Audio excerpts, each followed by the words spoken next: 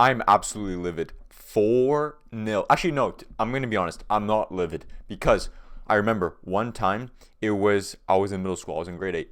Barcelona were losing 4-0 to PSG. They kept conceding back to back to back. And deep down, I did not really care. Not because I obviously I care about my club. I'm a Barca fan. But I knew in the back of like my mind, like deep down in my heart, that Barca were going to come back and win. So I didn't really care that Barcelona were losing to PSG. Today, Barca kept conceding and conceding and conceding, and I know that we're gonna come back as long as Rafinha is fit. As long as Pedri comes back, we can make a comeback. More importantly, Rafinha, because he hasn't lost a single game yet this season, except for the Chelsea game when he came off the bench for 10 minutes. So we need him to win. But point stands. I'm not too upset about it. Even though it was 4-0. The first goal was so bullshit, bro. In the first like 10 minutes, less than 10 minutes, I think it was the 7th minute or something like that. Eric Garcia passes it back to Joan Garcia. Joan Garcia can't control a football to save his life, apparently. Obviously, I love Joan Garcia. He made an incredible save before that, though, to stop Julian Alvarez, I think it was. But awful from him. And he was unable to keep the ball out of play. And then even if he managed to keep it out of play, it came back. I can't remember who it was, but they passed it and he finished it off. I can't remember who scored. But it didn't even matter because he crossed the line anyway. And when I was setting up my tripod to film, I was adjusting the size and it freaking like pinched my hand. So it's just been an awful day so far, especially because on FPL, this is completely unrelated to the Barca game, but on FPL I triple captain Gabriel and he conceded. Obviously I'm happy that Arsenal didn't win because I want City to win over Arsenal. Obviously I'd prefer Liverpool to win, but in terms of Arsenal losing the Premier League, I'm really happy about them dropping points. But couldn't it have just been 0-0? Why'd it have to be 1-1? Come on. Anyway, so I can at least keep a Gabriel clean sheet for my triple captaincy. Anyway, it doesn't matter. We're talking about Barca here. So then the second goal comes in. Griezmann finish, absolute wonderful finish, but the control was so lucky. Like it hits off his shin and he managed to keep it under control because he miscontrolled it and hits off his knee. There's so many instances like Fermin Lopez hit the crossbar, which is kind of unfortunate. He probably should have scored from there, but like it was kind of like acrobatic shot, so we can't really expect too much from him. But like there's another, then Barca conceded 2 more goals. I can't remember what they were. One was a Julian Alvarez shot from outside the box. That was a beautiful goal. But he hadn't scored, I think, in 13 games or something like that until he played against Barca, obviously. And what's funny is I low-key actually thought this was gonna be light work because Atletico Madrid they lost at home not only to Bodo Glimt in the Champions League, but they also lost at home to Real Betis, the team that they beat 5-0 in the Copa del Rey previously, a few days before. They lost 1-0 at home. So I thought this wouldn't be that hard of a match, but I guess not. Barca just like to make everything harder for themselves. This highline is so annoying because the Athletic players are not even like in Barcelona's halves to keep catching them offside. They're in their own half, so they're never going to be offside anyway, and they're outpacing Kubarsi. Poor guy's too slow to catch up, and then we have a pace demon like Araujo on the bench.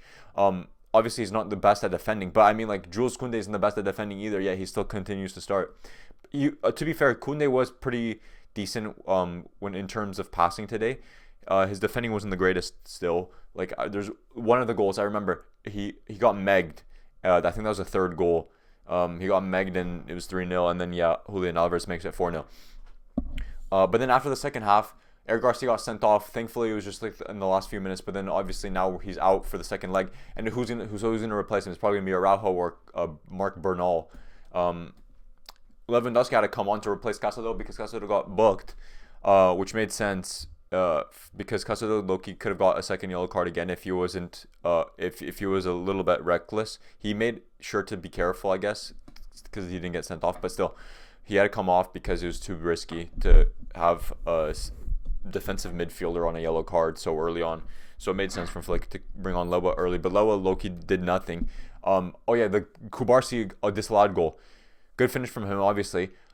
I thought the goal stood. I went to go grab a floss from the bathroom and come back to the game. And as that was happening, there was a VR check going on. So I was confused. Why is there a VR check going on? I thought there was a possible penalty because I thought the goal stood. And I thought they restarted play as I left to go to the bathroom quickly. And I guess not. They were just looking to see if it was offside or not. And it turns out it was offside. But by the slightest of margins. Honestly, I don't even know if it technically is on offside or not, because there's none of that like semi-automated nonsense, and still the semi-automated nonsense oftentimes is wrong as well, as we've seen with Barcelona before, like Lewandowski's giant ass foot, if you remember. But anyway, as I was saying, it was so tight. Like, honestly, just give the goal at that point. Like, if you can't even determine whether or not it's offside, because honestly, I can't even tell what I'm looking at when I'm looking at that, because it low-key looks onside, but I can't even tell if it's offside or not from that frame. So you might as well just give the goal if it's that close. But and especially since Barcelona gave them a free goal with that own goal, you might as well just give Barcelona that as well. But anyway, it's gonna make for an entertaining second leg, I imagine. I hope, like Barcelona versus PSG, as we spoke about earlier. What else was I gonna speak about? Honestly, just poor performances all around from everybody. I can't really think of anybody that played particularly great. My mind is just blanking. I can't really remember anything. Like, did Ferran Torres even play today? Like, what has he done? I can't remember anybody doing anything. The only players I remember doing, like, actually, like, playing football today, perhaps Lamine Yamal. He wasn't great either, but, like, I just remember him playing.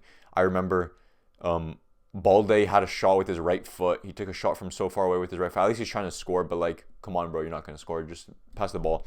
Loki just wasting possession. I remember Koundé playing, Kubarsi, obviously, De Jong, but not too much. I can't really remember much from De Jong, though. And then everybody else, I kind of just forgot they played. Obviously, Eric Garcia, I remember him getting a red card, but like I don't really remember anybody else playing football.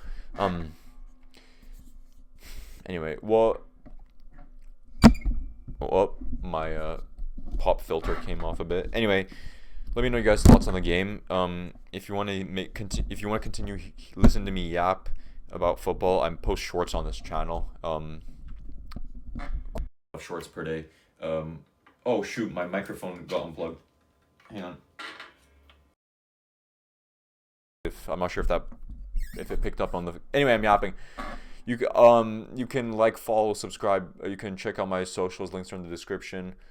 Follow me on Instagram, _Luca_Vlad. You can follow. Yeah, my other show. Anyway, I'm yapping, bro. Just freaking. I don't even have ads on this. What's the point of getting to 8 minutes? I don't even have ads on this video.